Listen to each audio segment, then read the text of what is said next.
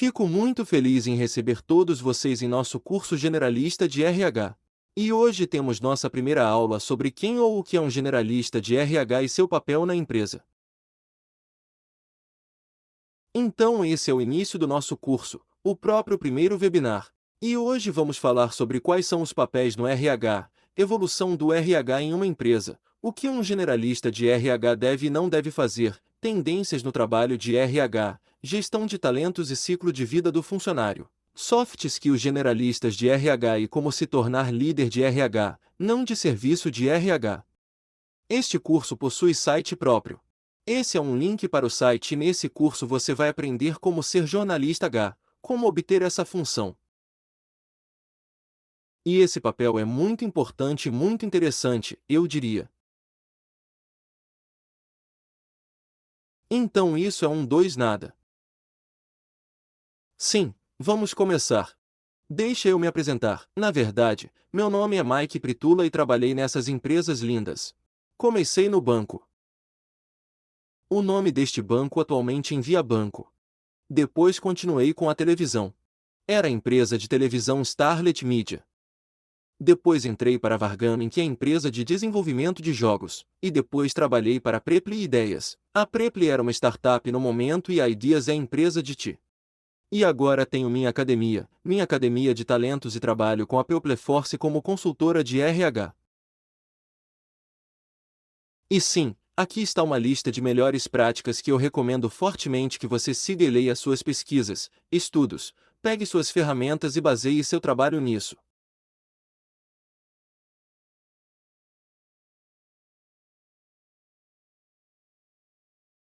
E sobre lição de casa como de costume, este curso, como todos os nossos cursos, tem lição de casa que eu verifico e dou feedback e depois de concluir todos os seus trabalhos de casa você receberá nosso diploma. Então isso é uma exigência, né? Para enviar todos os seus trabalhos de casa e ter meu feedback. Nós lhe damos diploma em uma plataforma muito popular, a mesma plataforma que Google, Harvard University e Slack dão seus diplomas aos funcionários.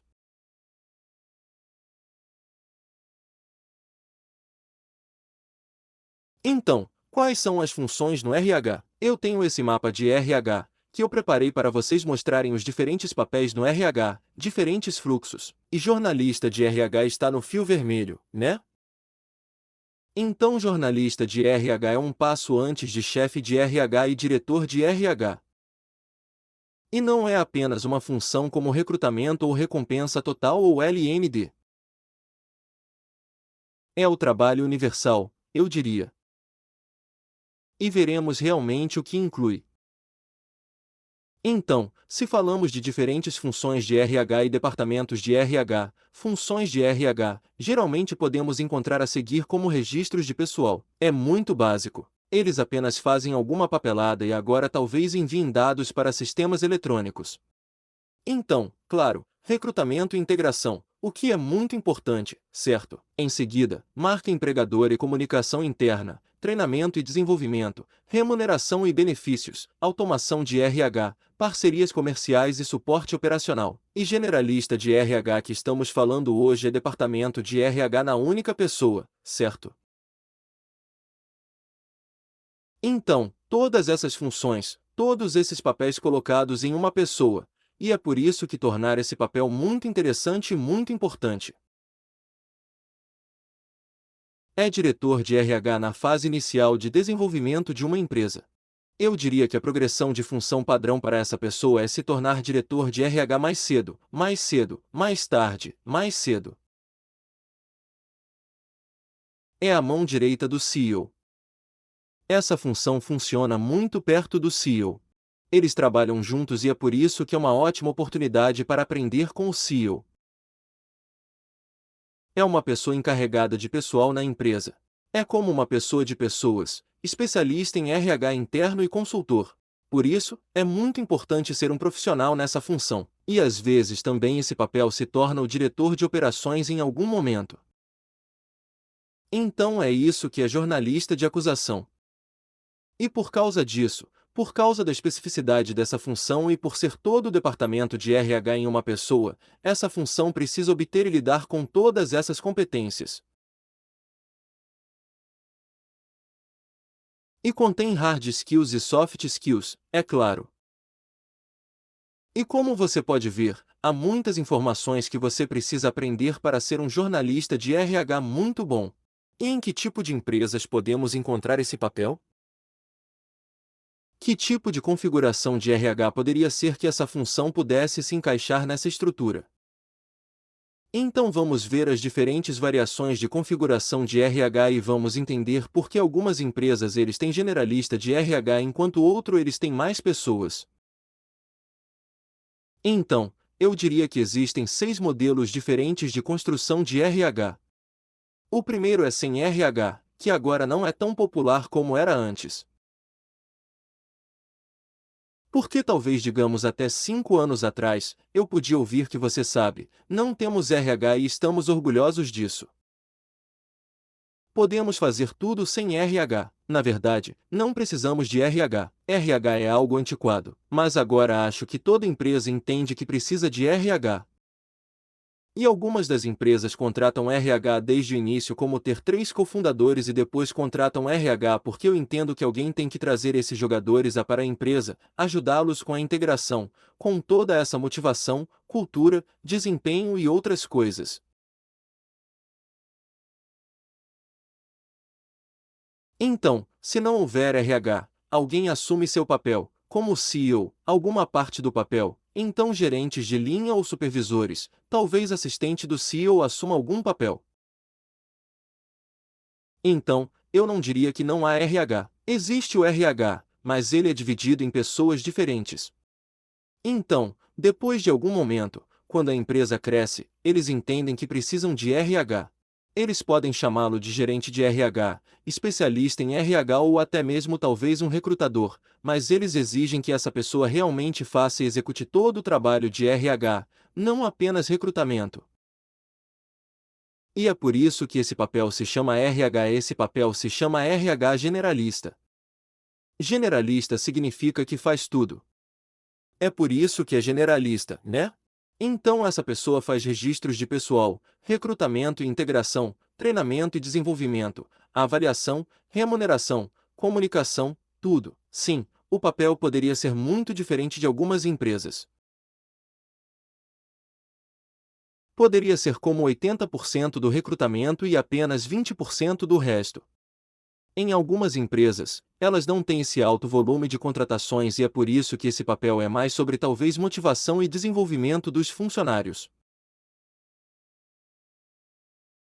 Portanto, a porcentagem pode ser diferente, mas geralmente essa função é responsável por todas as funções de RH. E se esse papel é de RH único na empresa, então é de RH generalista.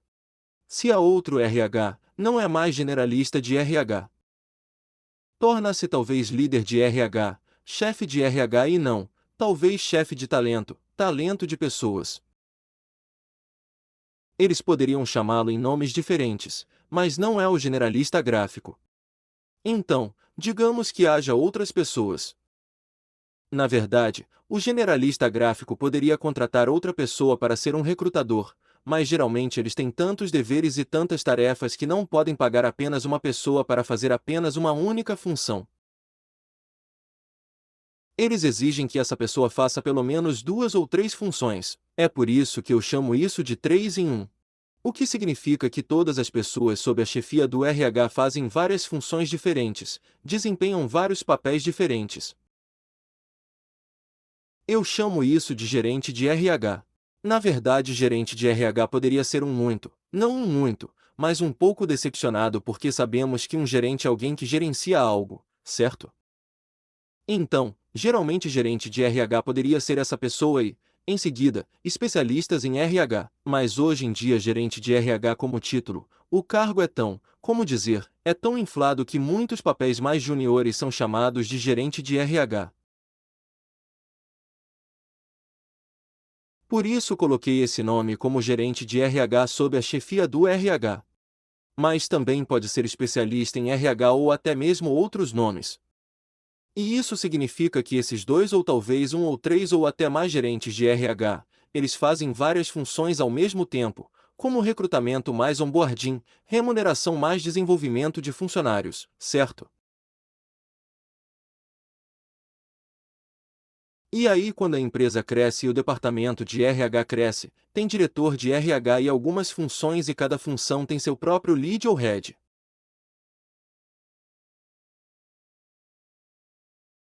E se houver algumas cabeças sob a função de RH, digamos, nesse caso podemos chamar essa função de diretor, diretor de RH. Então, geralmente diretor significa que você gerencia outros gerentes. Se não houver gestores nessa função, não é um diretor. É líder de RH, chefe de RH, o que quer que você chame, mas não um diretor. Então, o papel do diretor significa que há algumas cabeças sob ele, e essas cabeças executam apenas uma função. Eles têm equipes próprias para realizar seu trabalho. Também poderia ser algumas cabeças sob o diretor gráfico e alguns contribuintes apenas individuais que se reportam diretamente ao diretor gráfico. Tudo bem. E aí, quando a empresa até cresce mais e digamos superar 1.000 funcionários, ela geralmente precisa de ainda mais pessoas de RH e normalmente a ideia padrão é adicionar alguns parceiros de negócios de RH.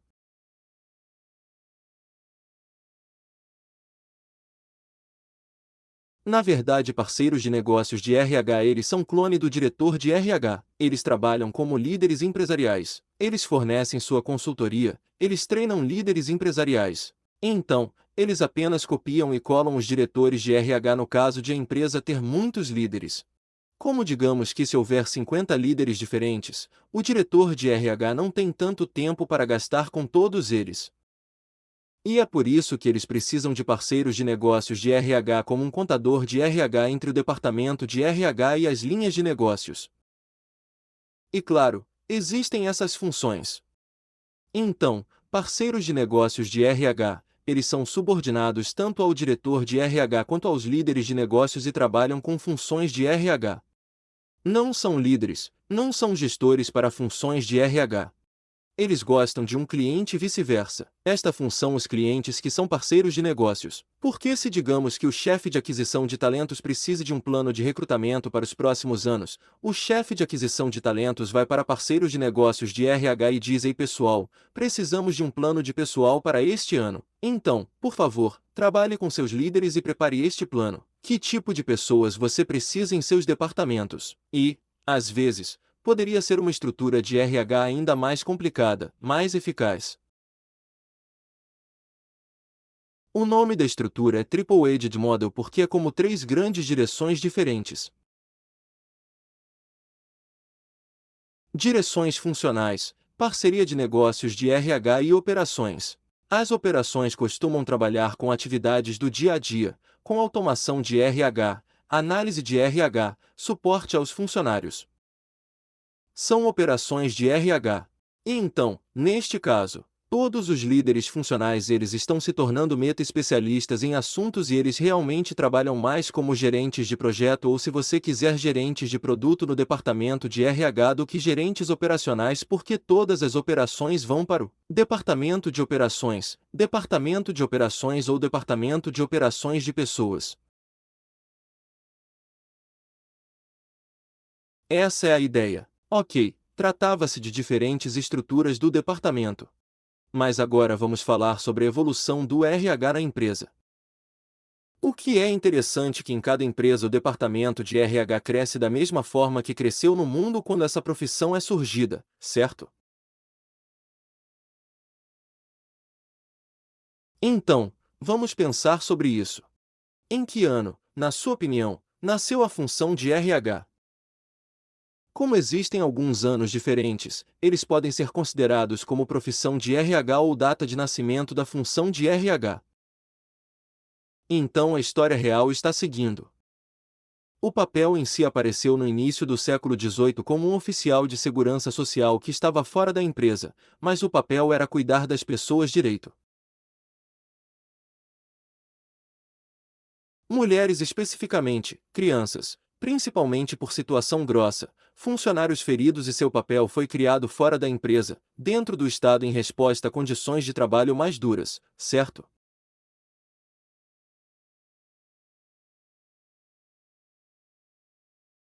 Em seguida, o Staff Records Role foi criado em resposta às guerras mundiais, onde tantos funcionários estavam ausentes, eles estavam se mudando de um país para outro, de um emprego para outro.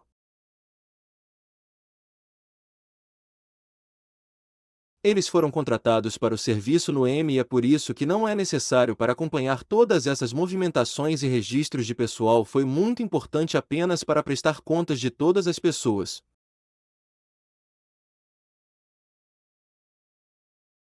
Mais tarde apareceu o gerente de recursos humanos. Era, eu diria, anos 60. Esse papel desenvolveu políticas diferentes, cuidar dos empregados, estruturação salarial, acordo coletivo de trabalho. Mais tarde, no tempo das empresas de consultoria de RH crescer a guerra avançado gerente de recursos humanos. O foco foi na eficiência e nos esquemas de compensação financeira. E mais tarde, em 2000, o RH tornou-se um parceiro de negócios de RH que trabalha mais como a da mesma forma que outros líderes. Portanto, é parceiro estratégico de negócios, agente de mudança, representante de player, centro de especialização, serviço de atendimento e a função ainda está evoluindo e tendo mais um passo de evolução. Então vamos ver como pode crescer, como pode mudar, mas no momento é assim, como a parceria de negócios de RH e o impacto comercial dessa função estava crescendo da mesma forma que a própria função. Se foi se tornando cada vez mais impactante no negócio e nos resultados do negócio e se tornando mais parceiro estratégico do que apenas serviço, certo? E o papel e as atividades dentro do RH também estão mudando com o tempo. E o mesmo mudou quando a função de RH é estabelecida, o mesmo está mudando na única empresa quando na única empresa o departamento de RH é estabelecido também. Então, começa cuidando dos funcionários e de outras operações de trabalho e em algum momento move um trabalho mais transformacional porque a empresa exige algo diferente nisso em algum momento do RH ao invés de apenas contratar pessoas para embarcá-los e etc. Então, o novo papel do RH, como você vê, está se tornando mais estratégico e menos operacional. Mas por que menos operações? Como podemos mudar isso? E as necessidades da empresa? Por causa da automação de RH, por desenvolver gerentes de pessoas como líderes de pessoas, o RH poderia tirar parte de sua responsabilidade deles e dar aos gerentes de pessoas ou automatizar algo e focar mais em uma estratégia de cobrança, na estratégia da empresa, onde a atenção é mais importante e é mais recompensada.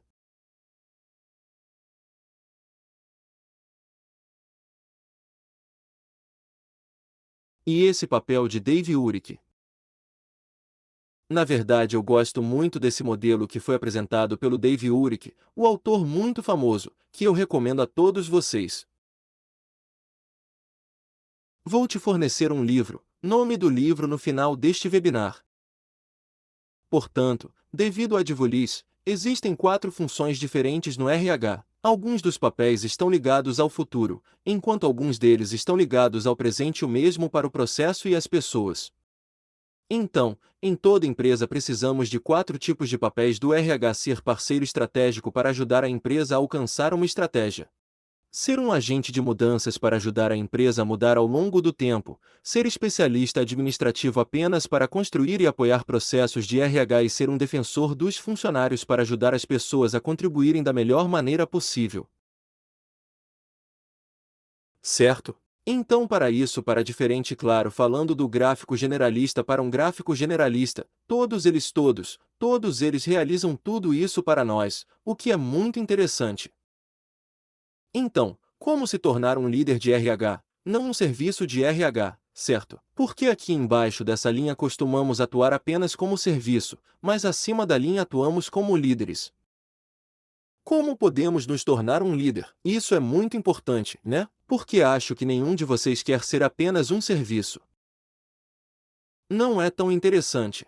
E para se tornar um líder, é preciso saber mais sobre negócios. É por isso que vamos falar sobre alguns negócios básicos, na verdade ferramentas básicas de negócios, entendimento básico de negócios, equipamentos de negócios neste curso para você ajudar a entender um pouco mais de negócios, não apenas do lado do RH, mas, novamente, o lado do RH é muito importante. Então vamos em frente. O que o gráfico generalista deve e não deve fazer? Na verdade, falando sobre o generalista gráfico, como já sabemos, é todo o departamento de RH na mesma função.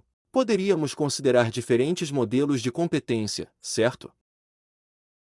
E um dos modelos de competência muito bem organizados é o modelo de competência de CRM que descreve a ideia de profissional de RH, eu diria idealmente, certo? Mostra algumas soft skills, algumas hard skills, alguns pilares do trabalho em RH. Então, vamos pegar esse modelo de competência e mergulhar fundo nele. Só um Street People. Como você pode ver, existem três grandes pilares: pessoas, local de trabalho e organização. Então vamos começar por eles. Pessoas, o que significa? Trata-se de planejamento estratégico, atração e retenção de colaboradores, engajamento dos colaboradores, treinamento e desenvolvimento e remuneração. E essa é a estrutura do nosso curso, né? Depois, organização. Trata-se de estrutura de organização de RH, eficácia e desenvolvimento organizacional, gestão de pessoas, relações com funcionários, tecnologia e informação. E também temos isso em nosso curso. E depois os locais de trabalho, RH e contexto global, diversidade, gestão de riscos, responsabilidade social corporativa, direito do trabalho. Vamos falar um pouco sobre isso hoje, mas depois no webinar. E em que os generalistas de RH não devem se envolver? Gestão de escritório. Esse é o papel do gerente de escritório, certo? Realização de reuniões com funcionários em vez de gerentes. O papel poderia conduzir essas reuniões, mas não em vez disso, mas adicionalmente aos gerentes. Recrutando apenas, então é só um recrutador. Portanto, não chame recrutadores e generalistas se eles fizerem apenas recrutamento de recrutamento, trabalhando com um calendário do gerente. É papel de assistente.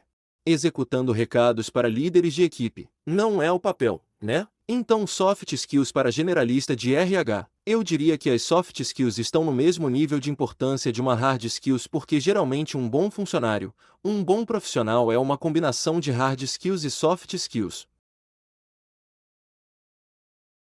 Que tipo de soft skills os jornalistas de RH precisam? Liderança e navegação.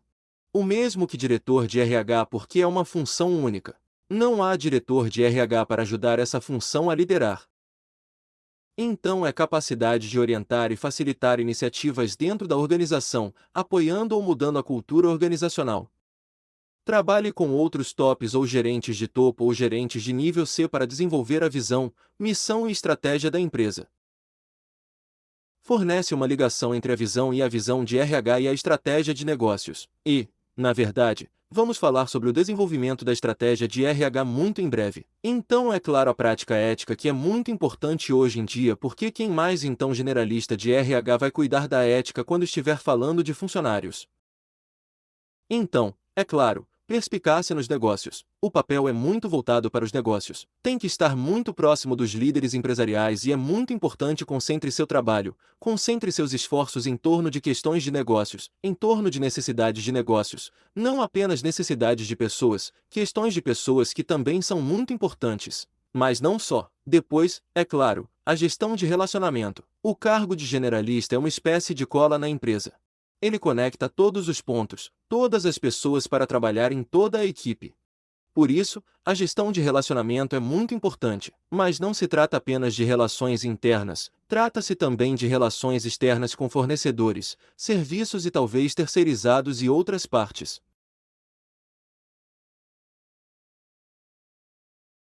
Aconselhamento: o papel deve cancelar funcionários, líderes sobre qualquer dúvida sobre pessoas e RH. Portanto, o papel deve ser atuar como coach para todos esses funcionários. Aptidão analítica. Não existe só psicologia nesse papel, o que é muito importante eu acho, porque psicologia é sobre o comportamento das pessoas, mas também sobre números concretos e números e fatos e estatísticas para tomar algumas decisões sobre os funcionários. A intuição é muito importante, mas a análise não é menos importante do que isso. Portanto, trata-se também de tomar algumas decisões com base em análises. Eficácia global e cultural. Como veremos mais adiante hoje, o mundo está se tornando cada vez mais global e é por isso que é muito importante ser um ator efetivo global e cultural. Depois, claro, as comunicações. É muito sobre comunicação. Você tem que se comunicar muito bem. Você tem que se comunicar nos dois sentidos com os funcionários, com a empresa, com o público externo como candidatos, como prestadores de serviços, talvez alguns funcionários. Por que não?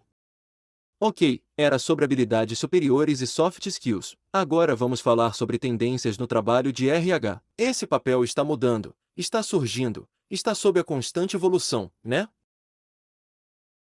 Por isso, temos que considerar algumas tendências e entender como elas influenciam nosso papel. Então, vamos começar com isso. A única tendência que foi evoluindo ao longo do tempo e, na verdade, agora é apenas um ponto culminante disso, são os escritórios confortáveis. Algo que o Google começou talvez uma década atrás e depois outras empresas apenas seguiram e copiaram. E é por isso que isso é bom. Na verdade, eu gosto de recomendar a todas as pessoas de RH e líderes empresariais e empresários que pensem na seguinte ideia. Imagine que seus funcionários acordem de manhã cedo em sua cama confortável e em seus apartamentos.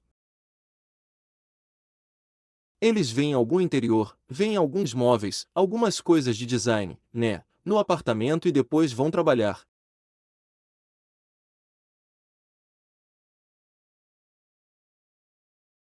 Pense em termos de interior, em termos de como dizer, em termos de emoções dos funcionários. Qual deles é mais confortável e parece melhor, sua casa ou seu trabalho?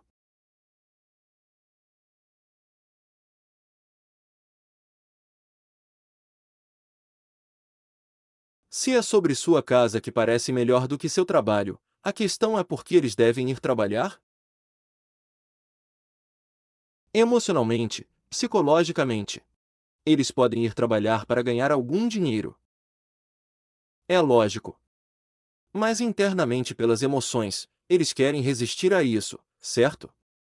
Eles podem ser funcionários eficazes se emocionalmente eles querem que eles não querem ir para o trabalho. Então, a ideia muito básica, na verdade, para cada empresa é construir o tipo de escritório que digamos um pouco mais atraente do que a casa de seus funcionários.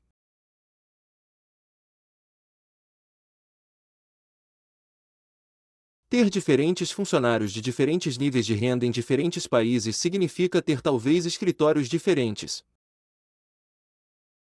Mas se você quer contratar jogadores de ponta, funcionários, talvez muito bem remunerados, então tem que pensar muito bem no seu escritório. Caso contrário, você terá esses funcionários motivados, o que é muito ruim. Depois, é claro, as estações de trabalho híbridas. Vemos como o trabalho remoto está entrando na nossa vida e é por muito tempo. Não é algo apenas temporário, né? E vemos como as empresas devem se adaptar a isso. E as estações de trabalho híbridas, quando você pode misturar efetivamente funcionários remotos e funcionários no escritório, é algo que você deve considerar. Depois, é claro, o trabalho remoto. O trabalho remoto não é mais uma tendência, eu diria que é a nossa realidade. Era uma tendência antes da Covid-19, né? Eu diria que mesmo em 2018, foi um muito trend. Muitas empresas estavam experimentando com isso, mas depois pressionaram para enviar funcionários para o trabalho remoto.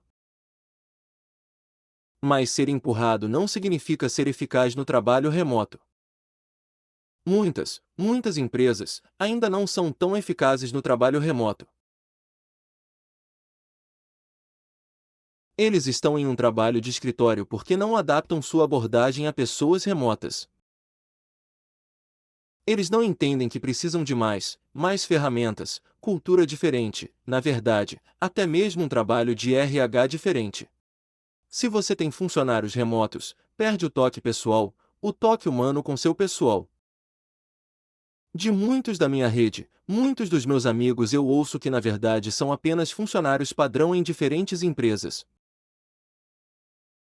Ouvi dizer que não estamos mais sentindo nosso RH. Parece que o RH sumiu quando fomos para o remoto. Eles não nos ajudam. Ok, pelo menos eles não nos incomodam, tudo bem.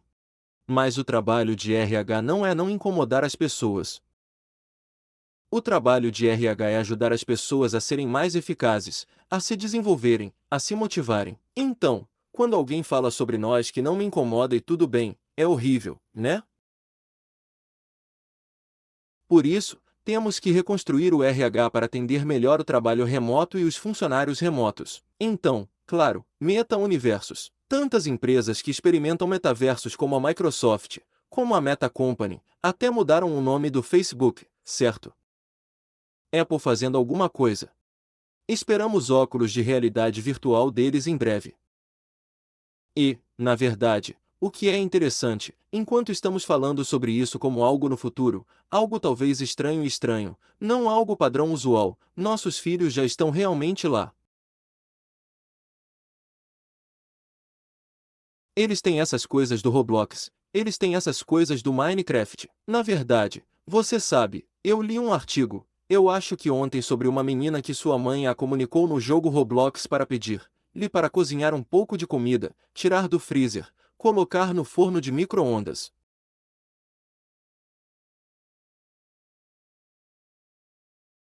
Então a mãe não conseguia se comunicar com a filha na vida real por algum motivo. Então a mãe se juntou ao Roblox, conheceu essa filha em algum local e mapeou dentro do jogo. Era mais fácil do que se comunicar na vida real. Apenas a vida real. Imagine só sobre isso. Então as crianças já estão lá e há muito tempo porque Minecraft eu acho que já está aqui há alguns anos e você sabe quando foi inventado. Na verdade, meus filhos eles estão brincando com esses jogos com seus amigos, na verdade também com seus colegas de classe. E, claro, realidade aumentada. Então você deve conhecer o Workplace da Meta e eles estão desenvolvendo esse tipo de outro workspace, mas no metaverso, o que é muito interessante. Acho que a única coisa que, como dizer, nos impede de usar o metaverso é apenas um óculos muito grande que não é confortável de usar.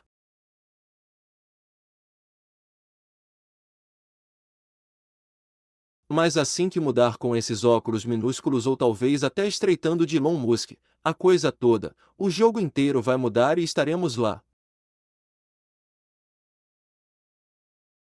Então é uma boa ideia começar a pensar nisso. Além disso, não se trata apenas de alguma realidade virtual que você pode usar até mesmo simples para os gráficos para usar esse tipo de metaverso como Gater. Isto é um jogo, na verdade, é um jogo de empresa. Você pode construir seu escritório virtual como o Piper fez neste jogo, certo? Não precisava de alguns óculos ou algo muito difícil.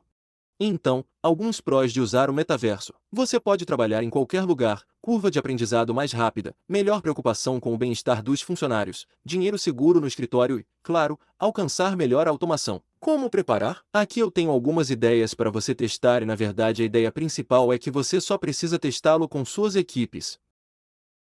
Talvez tente outro team building, corra para um desses Roblox, Minecraft, Soul War, Gater ou similar. Ok, vamos para outra tendência.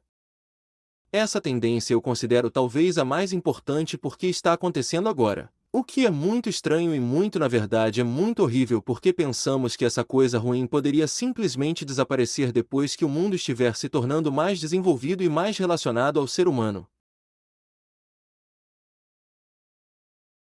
Mas ainda acontece. O que quero dizer? Como se houvesse incêndios na Austrália. Acho que foi em 2018, quando o mundo inteiro viu essas fotos horríveis com animais no fogo. Foi como se fosse um grande desastre, né? E muita gente eles apenas doam para a Austrália para proteger esses animais.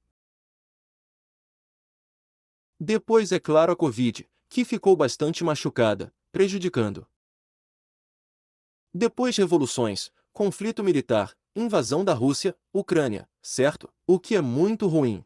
Vemos essa destruição que fizeram sobre o país, o que fizeram com a vida das pessoas.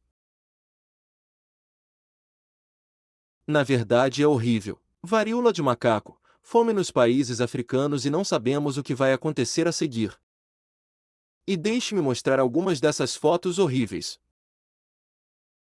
É por isso que eu só quero que você traga sua atenção para esses problemas e apenas comece a pensar sobre os funcionários estarem lá, certo? E como uma empresa poderia ajudar porque é só no momento, você sabe, é uma empresa que tem que ajudar seus funcionários e seu pessoal. Não, você não deve esperar do governo porque para o governo, eles têm tantos problemas. Eles têm que cuidar da economia, de toda a nação, não apenas de funcionários solteiros, certo? Então o que fazer? Reconheça que ela se tornou parte da nossa vida de RH. Comece a usar esta análise pestal para analisar seu ambiente, prever desenvolvimentos, incorporar em seus planos e começar a focar a empresa em metas de sustentabilidade. Isso é muito importante, você sabe. Portanto, a análise de pistola que estou mencionando aqui é apenas uma ferramenta padrão quando você prepara sua estratégia de RH ou estratégia de negócios. São 6 categorias diferentes que você precisa monitorar e considerar o que está acontecendo lá e como isso influencia sua empresa e seu trabalho de RH. Então, política, economia, sociedade, tecnologias, meio ambiente e legislação. Então é só prestar atenção no que está acontecendo lá. Como vamos pegar essas tecnologias? Você deve saber que o chat GPT está fazendo uma enorme diferença para responder à pergunta das pessoas e realmente ajudar as pessoas. Você sabe, não é apenas algo que pode substituir o Google, é algo que ajuda as pessoas a fazer algum trabalho criativo, a preparar texto, a preparar talvez agenda de treinamento. E há tantos usos diferentes do chat GPT. Mas Bate-Papo GPT, a versão final apareceu recentemente, talvez há várias semanas e tem um impacto muito grande neste momento e vai ser ainda mais melhor dentro de apenas algumas semanas. Acho que vão lançar outra versão.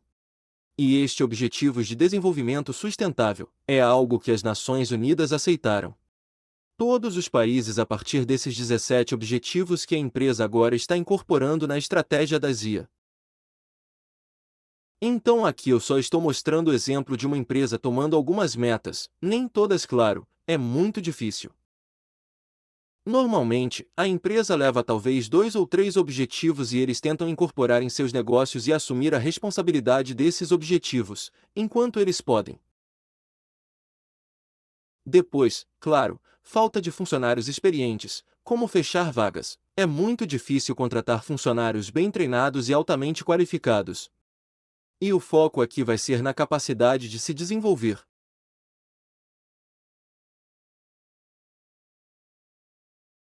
Assim, a empresa está começando a contratar pessoas não com o conjunto certo de habilidades, mas sim com a capacidade de educar e aprender. Portanto, considere o que sua empresa poderia fazer para resolver esse problema. Talvez ofereça um bônus de inscrição para todas as posições para atrair os melhores. Talvez tente reter melhores funcionários por meio de pool de opções e programas sabáticos. Foco na mobilidade interna e muito mais para fazer, certo? Depois, é claro, a retenção e a motivação dos funcionários. O que está acontecendo? O engajamento dos funcionários está diminuindo assim que a Covid apareceu. Então a ideia era que o número de pessoas engajadas fosse crescendo ao longo do tempo nos últimos 10 anos.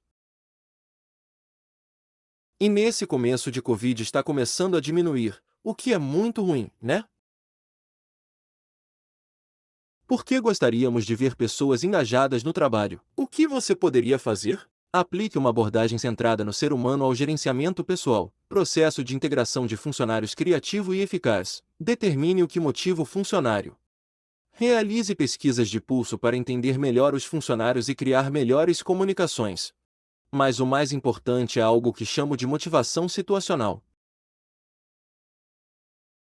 Por motivação situacional, quero dizer a capacidade da empresa de entender o que nesse momento específico motiva melhor as pessoas. Veja um exemplo de EcoFlow. É um grande banco de energia que pode fornecer o suprimento para seus diferentes gadgets e talvez equipamentos ainda maiores por algum tempo.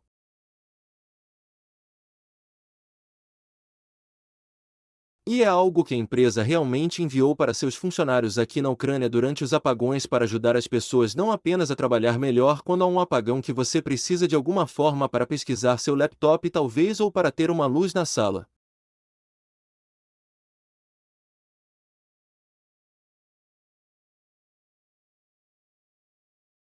Mas também há tão poderosos que você pode conectar televisão, freezer, talvez até porte, certo? Então foi na hora. Mais tarde, pode ser algo diferente, sabe? Quando a Covid começou, muitas empresas eles mandavam para seus funcionários caixas saudáveis com alimentos frescos, alguma higienização, sei lá, alguma coisa para mostrar o cuidado e apoiar os funcionários. Então é muito importante entender o que atualmente te motiva no lugar o melhor e tomar algumas ações, não esperar, não fazer algo muito geral.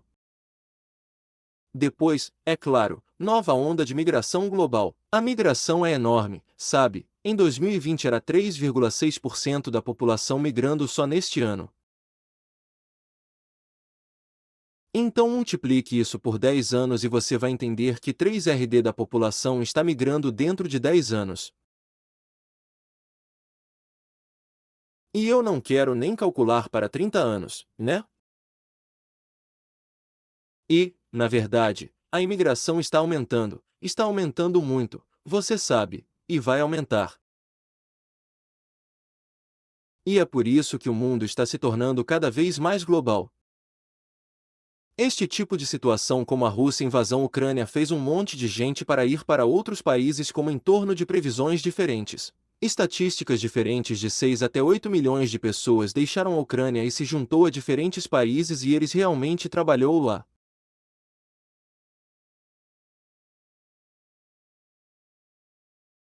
Alguns voltaram, mas foi o que aconteceu, né? E as empresas têm que ensinar as pessoas a realmente serem culturalmente diversas, como trabalhar com essas pessoas. É só um exemplo, né? Porque hoje é a Ucrânia, amanhã pode ser qualquer país. Você não sabe. E é muito importante fazer essa conscientização cultural e esse desvio cultural. Então pense nisso algo realmente que você pode fazer para preparar seus funcionários, certo? E, claro, a revolução dos pagamentos. Você tem que pensar como você compete não só com outras empresas dentro do seu país, mas também você tem que começar a pensar como sua empresa poderia competir com outros países. Seu país versus outros países, certo? Então, basta começar a explorar qual é o custo de vida e outros fatos interessantes sobre outros países. Use esse número de lado e coloque duas cidades para comparar o custo de vida, mas também considere fatos diferentes. Por exemplo, agora as empresas que eles consideram devemos abrir nosso próximo escritório em Chipre, em Malta, na Europa em algum lugar, talvez na América. O que é mais competitivo? Como podemos atrair as melhores pessoas para o novo escritório e qual país se adequará melhor a isso? Algo que você tem que considerar comparando diferentes países. E o que fazer? Compare seu país com os outros. Escreva as vantagens que você tem para vender não só as vantagens da empresa, mas também as vantagens do seu país, principalmente se você tiver programa de localização, se contratar pessoas do exterior. Aqui estou fornecendo alguns links úteis para considerar e ler. E aqui está a lista de tudo que um jornalista de acusação faz da empresa. E na verdade esse é o nosso programa desse curso. Então é só participar do nosso curso e se tornar melhor generalista de RH. Eu acho que você vai gostar deste trabalho e é muito bom começar se você quiser se tornar um diretor de RH no futuro. Não importa qual seja a sua função atual, acho este curso bastante adequado. É muito geral e simples e eficaz. Então o jornalista de RH faz o seguinte: conecta as atividades de RH com as necessidades do negócio, realiza auditorias de RH, pesquisa e cria estratégias de RH, recrutamento na empresa e avaliação de candidatos, treinamento de funcionários e identificação de talentos, motivação de funcionários e recompensas totais, gestão de desempenho e OKR, lidar com engajamento e burnout, desenvolvimento de liderança e parceria compartilhada, cultura corporativa e gestão de comunicações, gestão de mudanças e implementação de projetos compartilhados, constrói gestão de pessoas na empresa, automatiza RH, retenção de funcionários e gestão de rotatividade, análise. Experimentos de funcionários. Lição de casa. Avalie seu conhecimento profissional nessas 15 áreas principais das quais estão na empresa subjetivamente em uma escala de 10 pontos e avalie em todas as 15 áreas qual porcentagem de conhecimento você usa atualmente em seu trabalho. Aqui estou te recomendando 2 livros para ler, dos quais um de Pelo Urich e o segundo Laszlo Bock. E hoje é só isso. Obrigado pela atenção e estou aguardando o dever de casa e até breve. É só participar do nosso curso e vamos caminhar juntos todos esses webinars. Só isso. Obrigada. Tchau, tchau. Até breve.